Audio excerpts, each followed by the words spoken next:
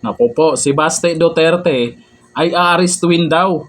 Si General Torre, nandyan sa Davao. Pero, pinagtulungang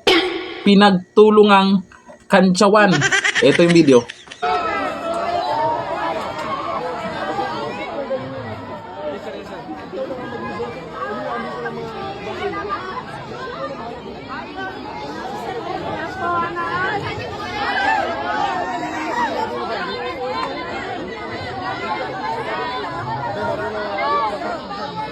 Unbothered, basta ang iyong mission pa dahil. Ang talim ko sa mga! Basta diwalwal. Diwata!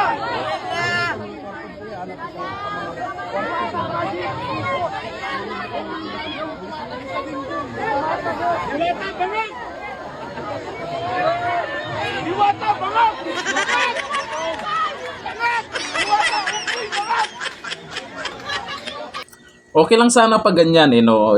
At least kunting pang-asar lang. Kaso pag naasar yan si Torre dyan, arestado kayo dyan. Pero ito pong balita na si Baste Duterte daw ay aarestuin. Dito po sa isang political vlogger, ito may mga source po kasi ito.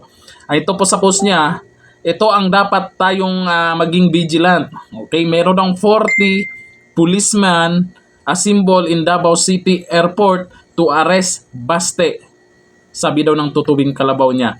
Kaya maraming tao palagi dyan, araw-gabi, 24 hours, dyan po sa bahay ni dating Pangulong Duterte. Kasi plano daw may search warrant daw or kung ano yung plano. Pero hanggang ngayon wala pa naman. Tapos ito naman may mga kapulisan dyan.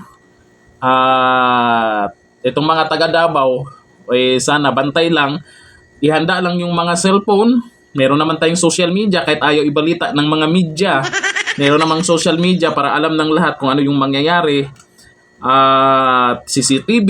Meron para makita public kung ano yung mga ginagawa po ng mga kapulisan. Kung ano man yung plano nila. Kasi may mga lalabas pa daw. Bali-balita, may lalabas pa na mga warrant. Pero hindi pa natin alam kung kani-kanino. Pwedeng kay Bato de la Rosa, pwedeng sa mga Duterte. Kaya 24 hours nakabang po dyan sa bahay po ni dating Pangulong Duterte. Ganun talaga. Asahan po natin yan na hindi pa po tapos itong mga ginagawa po nila, lalo na mag-e-eleksyon. Diba? Mag-e-eleksyon. Tabang-abang po tayo dyan. Pero asahan po natin, kahit saan pupunta yan si General Torre, ang iba tawag nila Diwata. Damay pa si Diwata sa inyo. Kahit saan pumunta yan, public, ganyan talaga makakantsawan siya. Kasi maraming galit sa kanya.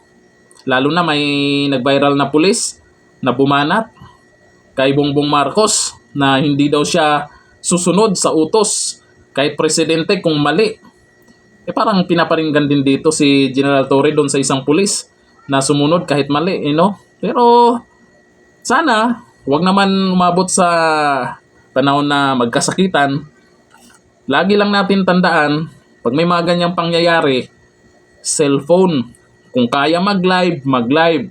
Kung kaya kuha na ng video, kasi baka papasok kung saan, gagawa-gawa ng mga ebidensya, hindi natin alam kung ano yung plano Mas maganda, makikita po natin kaagad lahat. Kaya kay General Torre po yan. Ito naman, may mga nakikita kasi akong post. May mga nakalagay Diwata, tapos si General Torre naman yung nakikita ko. Baka nagkakamali kayo ha. General Torre at Diwata, magkaiba. Ha? Kasi ako rin po ay nalilito na sa mga post ngayon, nagba-viral. Ayan na si Diwata sa Davao. Siyempre, chinek ko kaagad. Nandun ba si Diwata sa Davao? Wala naman pala. Si Torre yung nandyan. Ayun naman. Yan dito natin ko. Bye-bye.